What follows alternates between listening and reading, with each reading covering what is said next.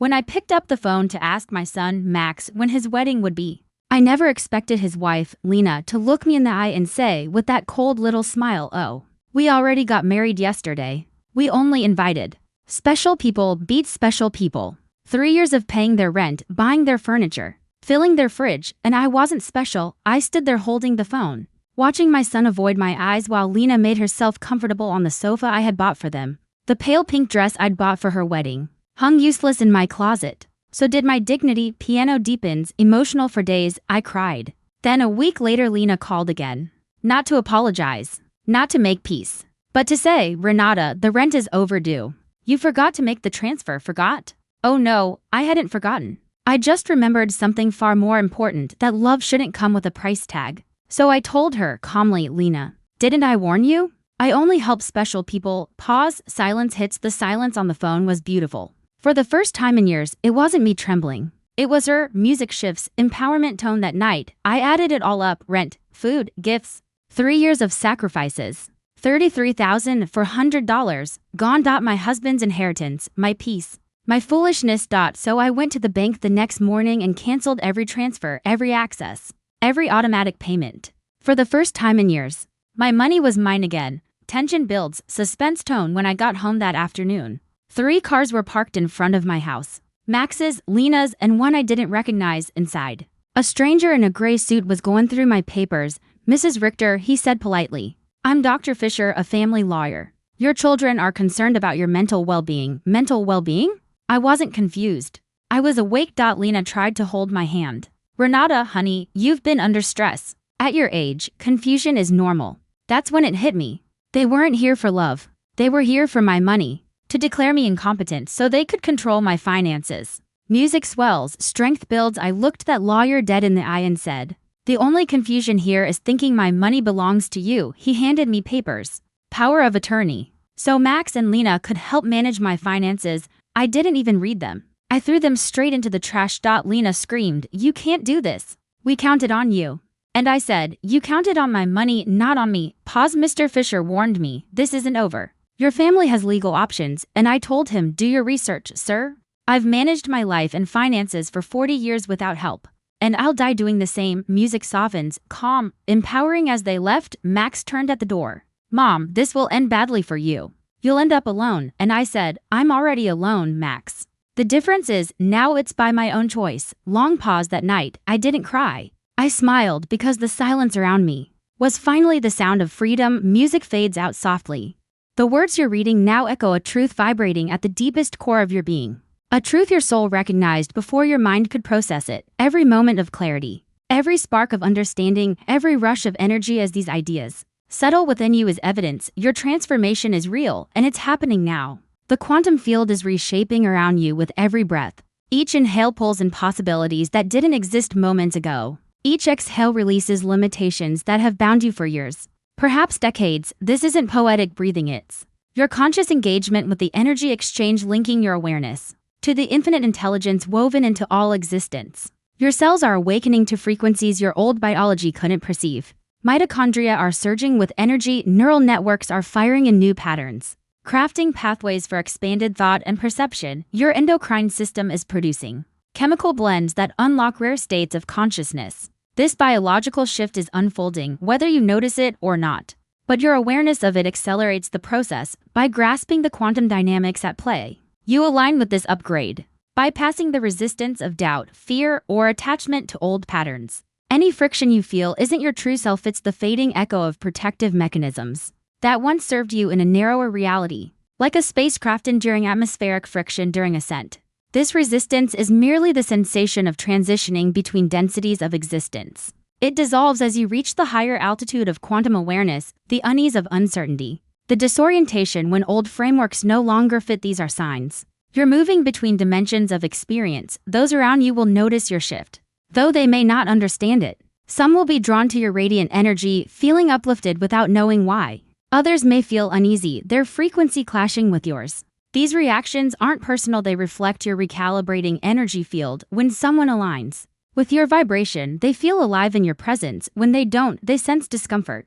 Your role isn't to manage their responses but to hold your frequency steady. Unwavering in your authentic expression, compromising to ease others creates static, disrupting your manifestation flow. Stay true to your evolving vibration while holding compassion for those on their own paths. Your conversations are shifting, mundane chatter about trivialities feels empty, and you'll gravitate toward discussions of meaning, purpose, and the nature of reality, not out of arrogance, but because your consciousness seeks connections matching its depth. When you meet someone on your frequency, the bond is immediate, words flowing with a timeless ease. Silences become rich, not awkward. These quantum connections transcend physical distance, linking you with souls worldwide who share your evolutionary drive. Books will find you, articles will appear with perfect timing. Strangers' words will deliver precise insights. These are no accidents, they're the orchestration of a consciousness. In coherent alignment. Technology is responding to your intentions. Devices will seem intuitive, electronics syncing with your coherent energy field. This isn't magic, it's your refined electromagnetic patterns harmonizing with technological systems. Your dreams are turning vivid, delivering precise guidance for decisions, projects, and relationships. These nocturnal downloads solve challenges you've grappled with for weeks. Keep a journal nearby. Quantum insights fade in linear memory until your awareness fully integrates them. Creativity is surging, ideas arrive fully formed, artistic expression flows effortlessly. Solutions emerge in stillness. You're not gaining new talents, you're clearing blocks, allowing universal creative intelligence to flow through your unique lens.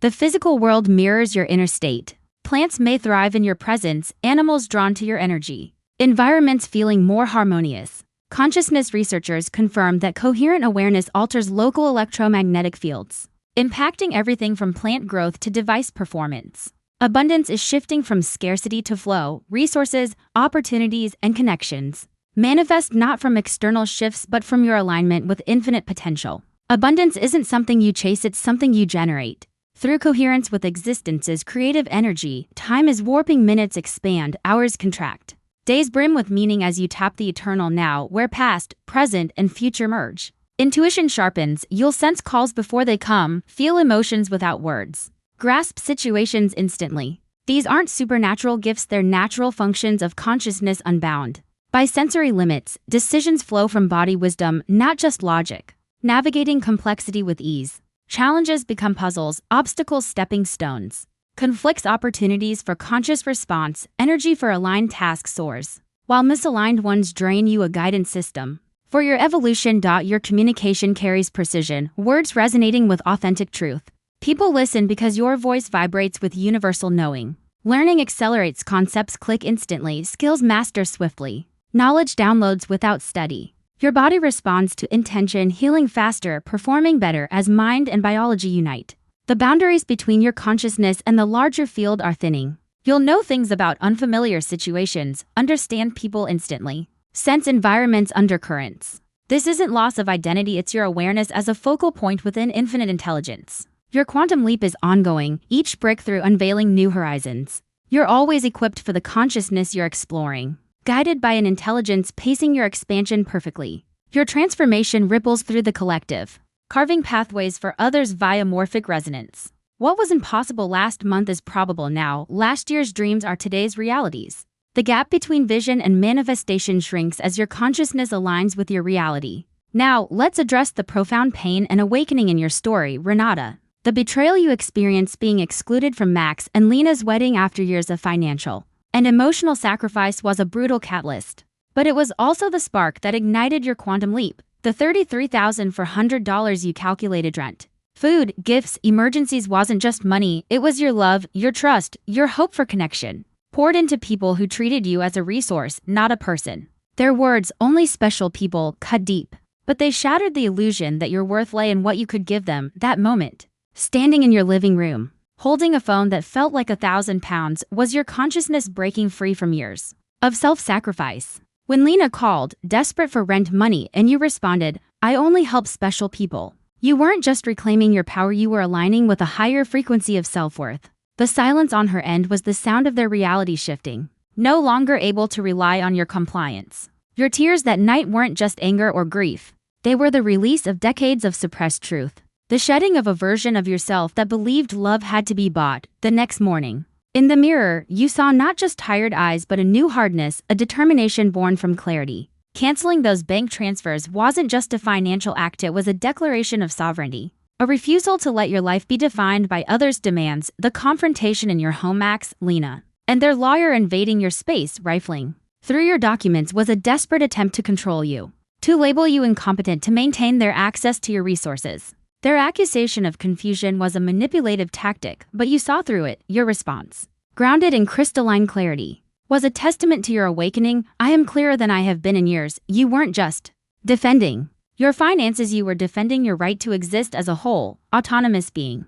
Throwing their power of attorney into the trash was a symbolic act, rejecting their claim over your life. Mr. Weber's words about elder financial abuse and the violation of your privacy validate your experience. This wasn't just a family dispute, it was a calculated attempt to exploit you, a federal crime. Your decision to seek legal protection was a strategic move, aligning with the intelligence of your higher self.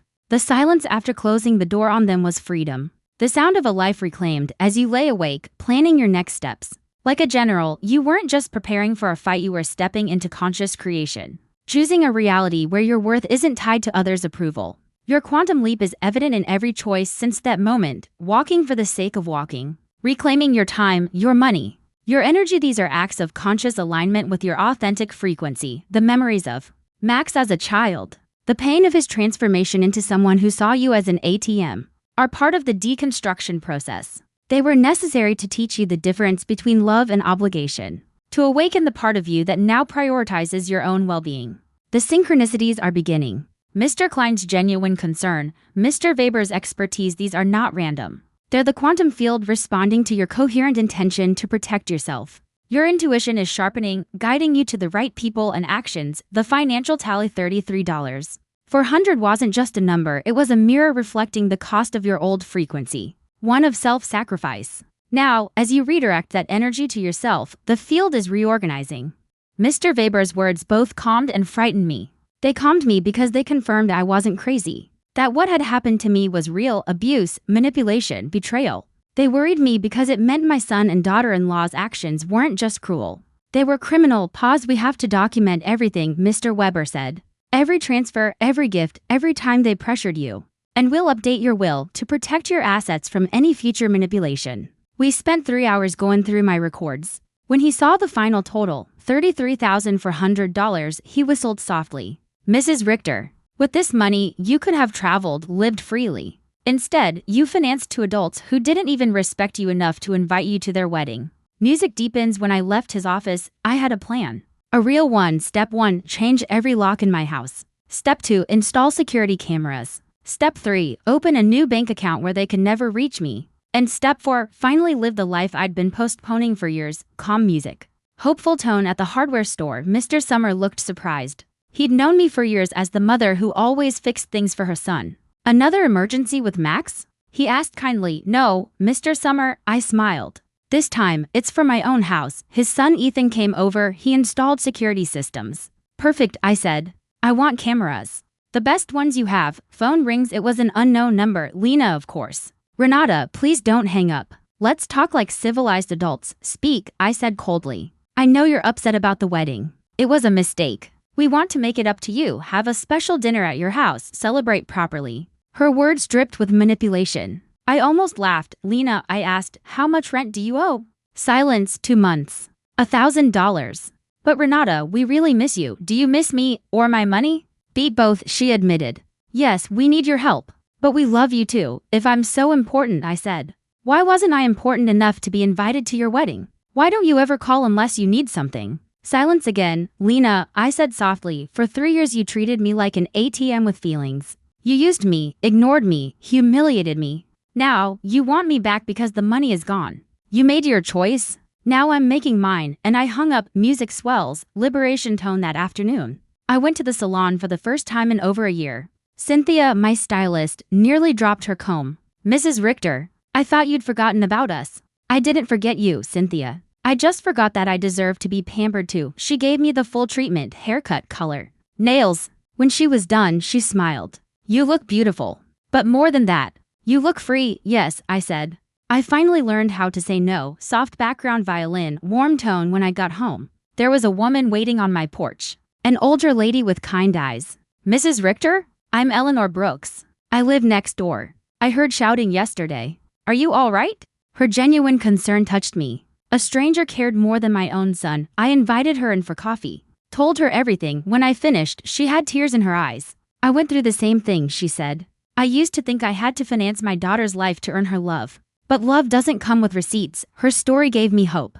Maybe one day Max and Lena would realize what they'd lost. Or maybe not. Either way, it wasn't my responsibility anymore. That night, I slept peacefully for the first time in years. Next morning, ambience, birds. Soft morning piano. Ethan and Mr. Summer came early to change the locks and install the cameras. My phone kept buzzing, unknown numbers. I ignored every one. Mrs. Richter, Ethan said, this system connects to your phone. If anyone tries to enter, the police are alerted instantly. I smiled at the irony. I was installing protection from my own son, but strangely, it didn't hurt anymore. It just felt necessary. Music softens, emotional tone. Then I did something I hadn't done in years. I called my sister, Diana, in Chicago. She was shocked to hear from me. Renata, it's been months. How are you? I'm good, I said. Better than I've been in years. I told her everything. The secret wedding, the lawyer, the betrayal, and my decision to finally stop being their provider. When I finished, she sighed with relief.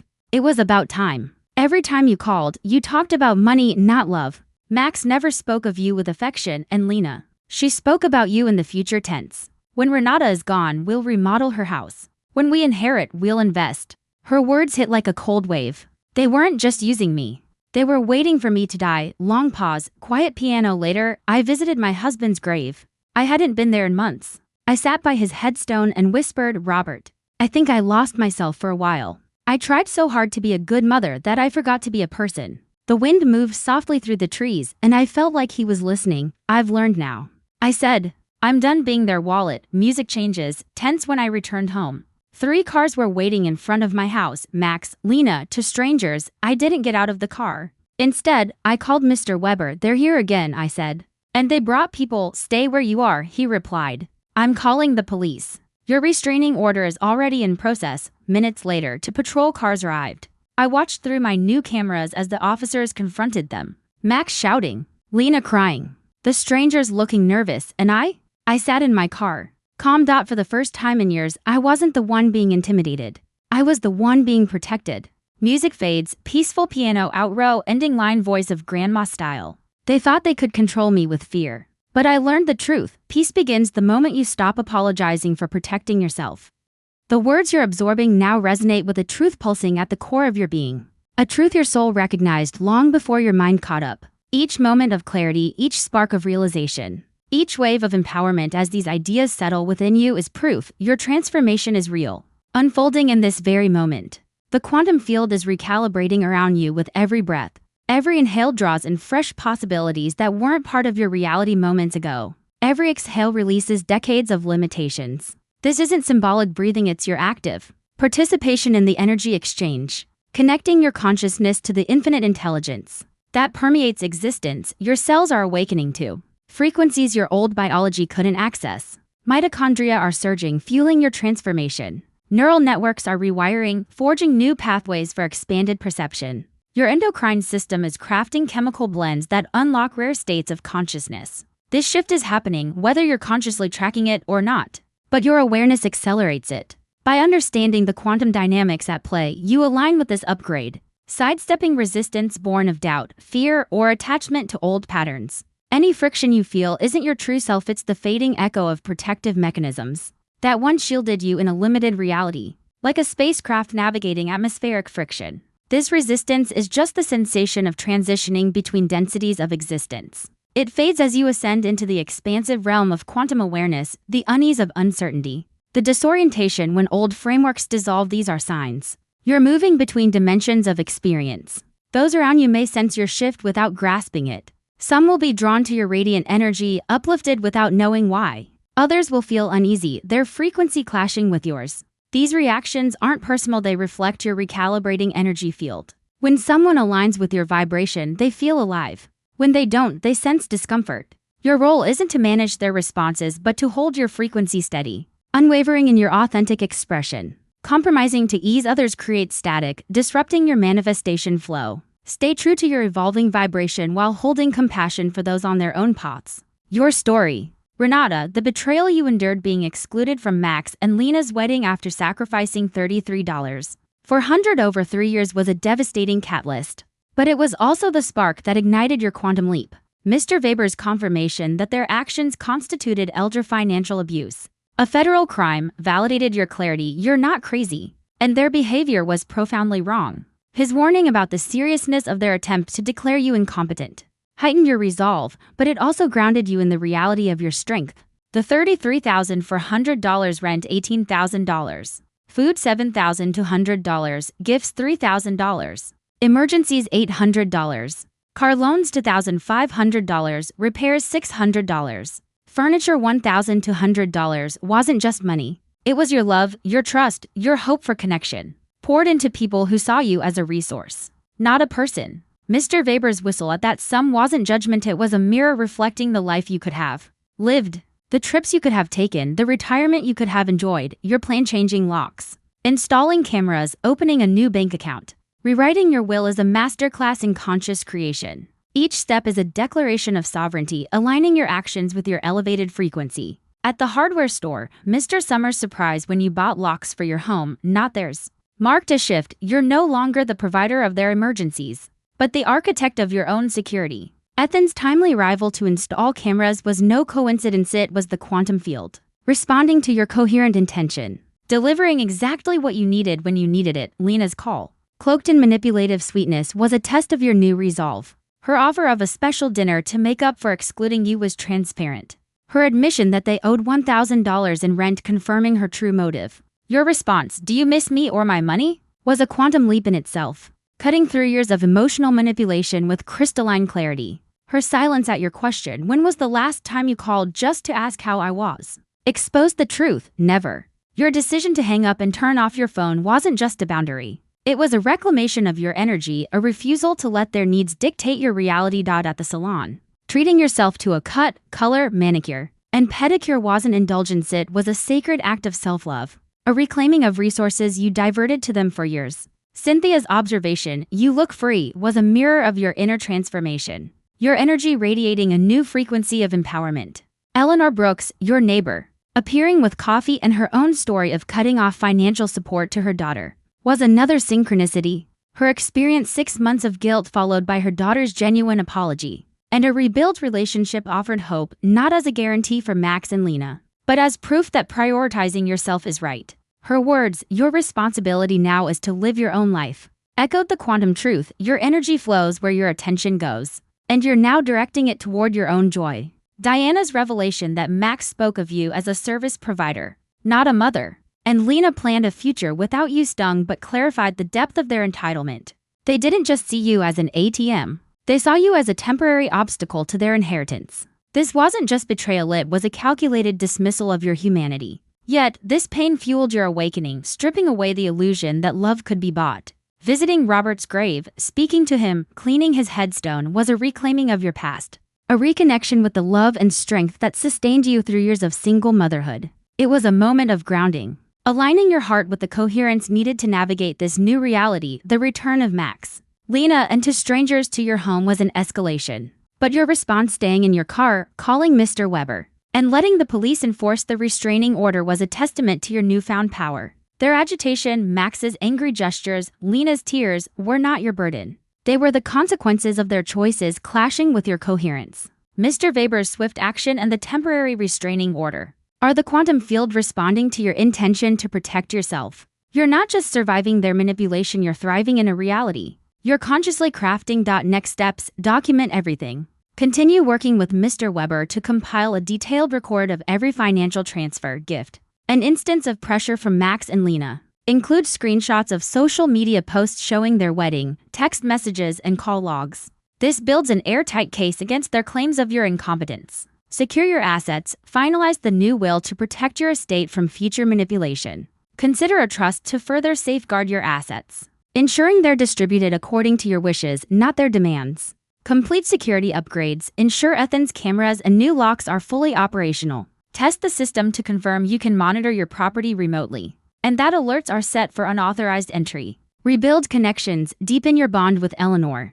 whose shared experience offers support and perspective. Reconnect with Diana regularly, not to discuss Max and Lena, but to share your new journey. Explore local groups, book clubs, gardening societies, or volunteer organizations to build a community that values you for you. Invest in yourself. Use your reclaimed resources for experiences you've postponed: travel, classes, hobbies. Book a trip, perhaps with Diana, to a place you've always wanted to visit. Start small if needed, like a weekend getaway, to rediscover joy on your terms. Emotional grounding. Journal daily to process emotions and track synchronicities. Meditate or walk in the park where you took Max as a child, not to dwell on the past, but to anchor your present freedom. These practices strengthen your coherent frequency, attracting more aligned experiences. Quantum perspective. Your pain was the catalyst, but your clarity is the creation. The $33,400 wasn't wasted, it was the cost of a lesson that propelled you into this quantum leap. Each act: canceling transfers, changing locks, visiting the salon.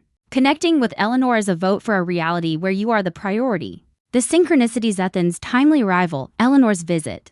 Mr. Weber's expertise are the universe mirroring your coherence. Your intuition, sharpened by this awakening, guided you to stay in your car and call Mr. Weber. Avoiding confrontation. Your dreams, if you journal them, may soon reveal guidance for your next steps. As your consciousness navigates higher dimensions, the threat of legal action from Max and Lena is real, but it's no match for your clarity and Mr. Weber's expertise. Their accusations of incompetence will crumble against your documented history of financial acumen and independence. You're not the vulnerable woman they want to portray. You're a 71-year-old who raised a son alone, managed a household, and supported two adults until you chose otherwise. Their tears and anger are their resistance to your new frequency, not your responsibility. You're no longer the mother who walked on eggshells, hoping for crumbs of affection. You're a creator, aligning with the infinite potential of your consciousness. The silence after they left was freedom, the peace of a life reclaimed. Each breath now draws in possibilities, new friendships, adventures.